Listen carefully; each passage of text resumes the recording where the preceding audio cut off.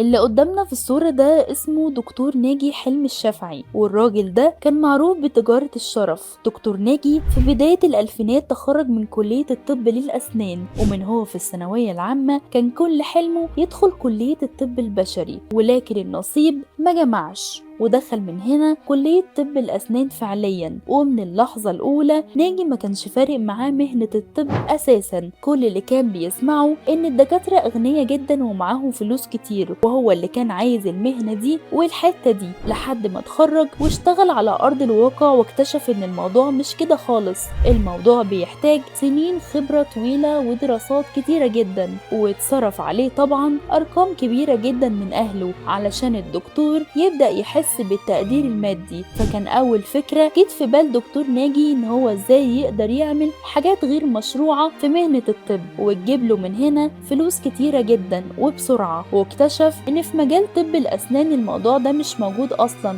وده عكس الطب البشري اللي مليان حاجات كتيرة غير مشروعة. ويقدر من هنا الدكتور الغير محترم إن هو يكسب منها مكاسب سريعة وكبيرة جدا، زي تجارة الأعضاء أو سرقة الأعضاء أو تجارة الشرف. والمقصود هنا إعادة غشاء البقارة للبنات بعد ما بيكون فقدوه، وده طبعا بالإضافة للعمليات الكتيرة جدا المحرمة دينيا. بس كل ده ما كانش فارق ساعتها مع دكتور ناجي، المهم إن هو يكسب فلوس كتيرة جدا وبسرعة. بس هيعمل كده إزاي وهو أصلا دكتور أسنان وده مش تخصصه؟ لحد ما بدأ حياته العملية وتعين في واحدة من الوحدات الصحية التابعة لوزارة الصحة كطبيب أسنان طبعا، وقعد لمدة سنتين يفكر ازاي في نفس الحلم ان هو يجمع فلوس كتيرة جدا في وقت قليل قوي، لحد ما اتعرف على احقر واوحش دكتور نسا وولادة متخصص في اي عملية غير مشروعة في الدنيا، وتحديدا عند الستات، زي اعادة غشاء البكارة او عمليات الاجهاض او اي حاجة غير مشروعة، المهم انها بس تدخله فلوس كتيرة جدا. والدكتور ده كان بيجهز العيادة بتاعته كأنها غرفة عمليات بدون اي احتياطات لصحة المريض، وما كانش فارق معاه اصلا ولا المهنة ولا التعقيم لصحة الانسانة اللي بتدخله. اهم حاجة كان عنده الفلوس، وده بالظبط كان نفس هدف ناجي لما شاف الدكتور ده اعتبره دكتور قدوة ليه واعجب بيه جدا، وانه بيقدر يجمع فلوس كتيرة في وقت قليل جدا. واشتغل مع الدكتور ده من الباطن،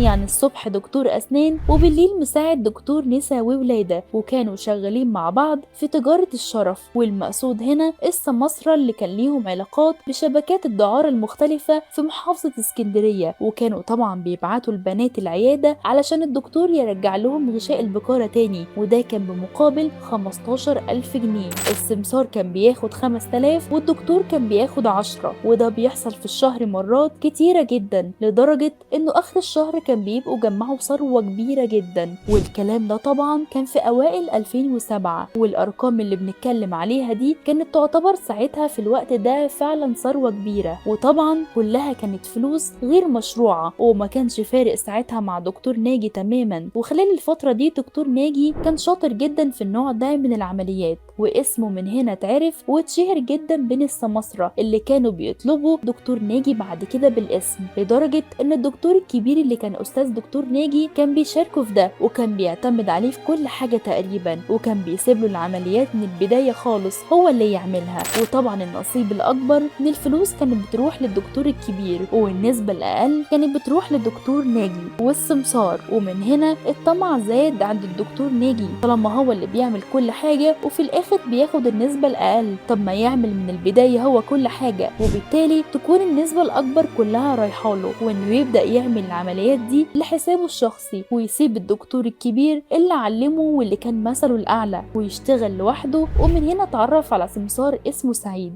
السمسار ده بقى كان بيحب دكتور ناجي جدا، وكان شايف انه دكتور بينجز بسرعة العمليات، وانه دكتور شاطر جدا وبيعملها كويس كمان، ولسه سنه صغير وسعيد يقدر يتحكم فيه. وسعيد ده واحد من اكبر تجار الشرف في اسكندرية، وكان عنده علاقات بشبكات دعارة كتيرة جدا موجودة هناك، ويقدر بمنتهى البساطة يجيب عدد كبير من البنات كل شهر لدكتور ناجي، وبدل ما الفلوس تتقسم على 3 تتقسم على 2 بس.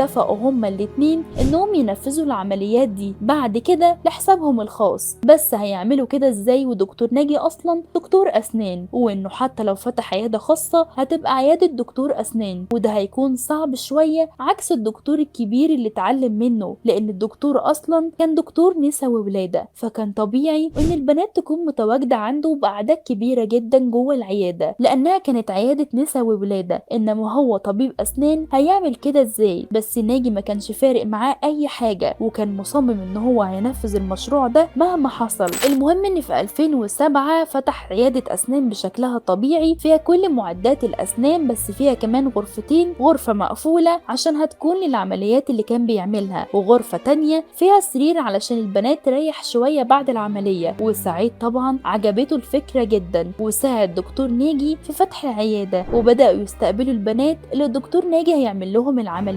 وكانت الأسعار ما بين 10,000 وال15,000 للبنت الواحدة، ودي الأرقام اللي كان بيحددها سعيد. وبعد شوية سعيد بقى متحكم في كل حاجة فعليا، هو اللي كان بيقرر كل حاجة وناجي كان بس عليه التنفيذ. وقعد الموضوع ده لحد سنة 2015، 8 سنين كاملين، وناجي كان عايشهم في الحرام ومحدش كان يعرف عنه بقى أي حاجة، وبقى جزء أساسي من مافيا تجارة الشرف في مصر وأبشع العمليات اللي ممكن تتعمل. وقدر خلال الفترة دي يجمع مبلغ كبير جدا. وخلال ال8 سنين دول بشكل عام ناجي وسعيد غيروا مكان العيادة أكتر من مرة للتمويه وعلشان محدش يشك فيهم. وخلال نفس الوقت ده الدكتور ناجي قدر يتجوز وبقى عنده عيلة صغيرة خاصة بيه، واللي ما كانتش تعرف عنه أي حاجة من اللي كان بيحصل. كل اللي يعرفوه إن أبوهم دكتور أسنان شاطر جدا. وبعد مرور 8 سنين سعيد كان شريك ناجي كلم سعيد وقعد معاه وبلغه إنه هيبطل العمليات دي تماما، وإنه خلاص هيمشي في طريق بعيد عن السكة دي. لا وكمان وعده إنه مش هيقول لأي حد أي حاجة عنه أو عن مافيا تجارة الشرف اللي موجودة هناك. وبرغم الخسارة اللي هيكون فيها سعيد، إلا إن سعيد من كتر العلاقة اللي كانت بينه وبين ناجي واللي كانت مبنية على كلمة الشرف اللي بينهم واللي ما فيهاش طبعا أي شرف، إلا إنه وافق واقتنع باللي بيقوله دكتور ناجي. وسعيد وقتها فكر إنه زي ما عرف يعمل دكتور ناجي يقدر يعمل غيره، وقفل دكتور ناجي عيادته قدام سعيد علشان يطمن تماما إن ناجي فعلا هيبعد عن الطريق ده، وراح في مكان تاني خالص وفتح عيادة أسنان جديدة وعمل إعلان لأهل المنطقة عن كل خدمات طب الأسنان واللي هيقدمها للناس. ولأن سعيد برضو راجل مش سهل وبرضو عايش حياته كلها شمال، ما كانش مطمن طبعا لدكتور ناجي، فقعد من هنا يراقبه فترة طويلة جدا لحد ما اتأكد إن ناجي فعلا بعد تماما عن السكة دي. ويمر أكتر من 4 شهور وسعيد قاعد في واحدة من بيوت الدعارة بالصدفة، ولقي بنت بتقوله إنها لسه عاملة العملية مع دكتور ناجي في مكانه الجديد، وإنه كمان خد منها فلوس أقل من اللي كان بياخدها سعيد. وإن البنت اتعرفت على مكان دكتور ناجي الجديد من خلال السكرتيرة اللي كان دكتور ناجي مشغلها معاه. وعرف سعيد ناجي إن ضحك عليه وقرر يشتغل لوحده، وعين عنده السكرتيرة علشان تبقى هي السمسارة اللي بتجيب له البنات.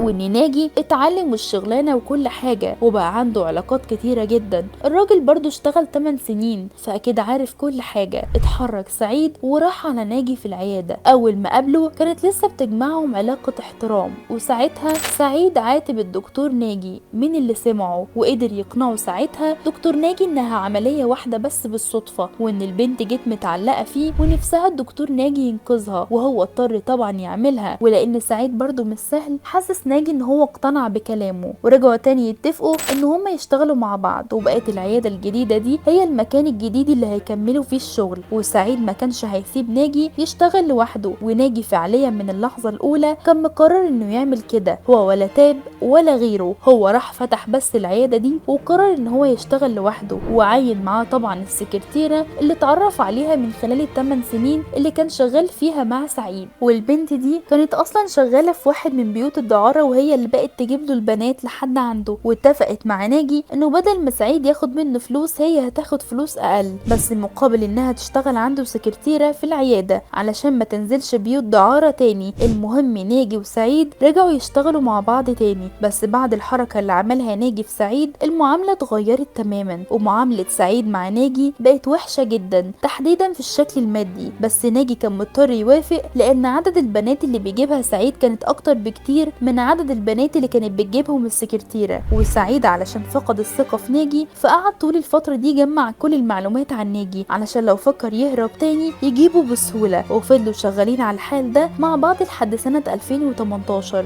وسعيد بالصدفة رايح العيادة لقاها مقفولة، ولما سأل عرف ان الدكتور ناجي سلم العيادة ونقل وفتح عيادة تانية في مكان محدش يعرفه فعليا. الدكتور ناجي اختفى تماما وراح فتح عيادة جنب الوحدة الصحية اللي شغال فيها، وكل ده كان شغال فيه وبيحضره لما كان شغال مع سعيد. والاهالي اللي في المنطقة كانوا عارفين دكتور ناجي من الوحدة الصحية وكانوا بيحترموه جدا وشايفين فيه ان هو دكتور اسنان محترم. بس كان لفت انتباههم البنت السكرتيرة اللي كانت شغالة عنده واللي شكلها فعليا غريب. ده غير كمان المواعيد اللي مش ثابتة للعيادة، مرة تفتح الصبح ومرة تفتح بالليل. عيادة فعليا ملهاش اي مواعيد ثابتة. ده غير كمان ان الاهالي اللي كانوا بيدخلوا العيادة كانوا بيستغربوا جدا ايه علاقة دكتور الاسنان بوجود غرفة نوم داخل العيادة. والنقطة التانية اللي كانوا مستغربينها من وضع السكرتيرة والتصرفات بشكل عام ما كانتش لايقة على ان دي عيادة اسنان، لحد ما سعيد عرف مكان العيادة الجديدة وعرف كمان يوصله بعد 3 شهور من فتح العيادة. بس المرة دي سعيد ما كانش زي كل مرة لما راح له، وراح للسكرتيرة واتكلم معاها وكانت اللهجة بتاعته كلها تهديد.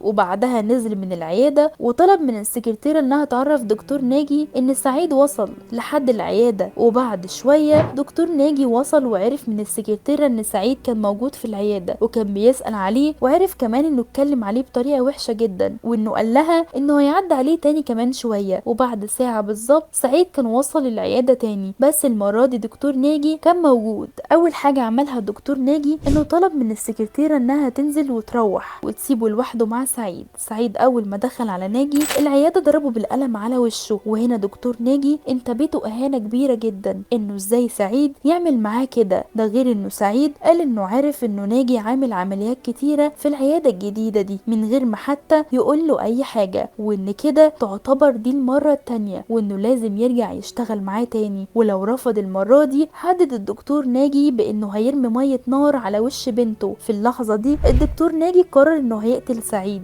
ومسك فعلا طفاية ازاز كبيرة وتقيلة وضرب سعيد على راسه ووقعه في لحظتها. وبعدها مسك المشارة الطبية بتاعته وقعد يضرب سعيد لحد ما اتأكد انه مات. وفي اللحظة دي دكتور ناجي بيعمل كده كان في ولد صغير ابن جاره اللي في الدور اللي فوق طلع على السلم وكان سامع صوت تخبيط جامد جدا جوه العيادة، بس العيادة كانت مقفولة. فاول ما الولد طلع بلغ والده واستنى شوية لحد ما لقي الصوت سكت تماما. في اللحظة دي دكتور ناجي كان بيجر جثة سعيد على الحمام وطلع المشارة الطبية بتاعته وقعد طبعا يقطع في جثة سعيد لقطع واجزاء كتيرة جدا، منها حطه في التلاجة ومنها اجزاء تانية حطها في اكياس بلاستيك. وقرر ان هو هيتخلص من جثة سعيد على كذا يوم. وفعلا في نفس اليوم بالليل دكتور ناجي نزل ومعاه اكتر من كيس وقعد يوزعهم في اماكن مختلفة، لكن بقايا الجثة لسه موجودة في العيادة. والجار اللي فوق كان مستغرب جدا لان العيادة ما فتحتش لحد بالليل، فكلم الدكتور ناجي علشان يعرف سبب الصوت ده. فقال له ان كان في مريض عنده بيخلع ضرسه وانه من كتر الالم وقع من على الكرسي على الارض. والجار طبعا صدقه. تاني يوم بدأت الريحة بتاعت الجثة تظهر، وفي نفس التوقيت العيادة برضو ما فتحتش والسكرتيرة ما وصلتش كالعادة. كل ده ساب علامات غريبة جدا عند الجار وعند الاهالي في المنطقة واللي كانت مركزة مع دكتور ناجي. وبدأت الريحة تظهر والجار يشمها، فكلم دكتور ناجي علشان يعرف هو حصل ايه بالظبط، يا اما يجي يفتح العيادة يا اما هيبلغ له الشرطة، لان فعليا جاره ما كانش مرتاح له خالص. فدكتور ناجي طلب من الجار ان هو يقف جنبه، والجار من هنا من كتر ذكائه اقنع دكتور ناجي ان هو هيعمل كده، بس المهم يقول له هو في ايه بالظبط اللي بيحصل جوه. فحكى له دكتور ناجي على كل اللي حصل وقال له على كل تاريخه الاسود، ووعده الجار ان هو هيساعده بس بشرط انه يجي يفتح العيادة ويشوف بنفسه الجثة اللي موجودة جوه العيادة. وقدر يقنع دكتور ناجي، وفعلا لما وصل قعد في الشقة فوق وخد منه مفتاح العيادة ونزل وخد معاه 2 من الجيران وفتح العيادة. واول ما فتحوا شموا ريحة صعبة جدا وشافوا الدم اللي موجود في كل مكان. ولما دخل الحمام لقيوا بقايا اثار من الجثة موجودة في البانيو، ولقيوا اكياس مليانة قطع من الجثة موجودة في التلاجة. بلغ البوليس على طول علشان يوصل ويتم القبض على ناجي. ولما الجيران شافوا المنظر ده اتصابوا بصدمة كبيرة جدا. مفيش حد كان متخيل ان الدكتور ناجي المحترم ده يكون بيعمل كل ده، وحتى لما يرتكب جريمة يرتكبها ازاي بالبشاعة دي. ومحدش فيهم كان مصدق ان الراجل ده شغال في القذارة دي بقاله اكتر من 12 سنة، واتقبض عليه واتحكم عليه بالاعدام. ما تنسوش تعملوا سبسكرايب في القناة وتفعلوا زر الجرس عشان تستنوا مني كل حكاية غامضة. كان معاكم خلود عادل، سلام.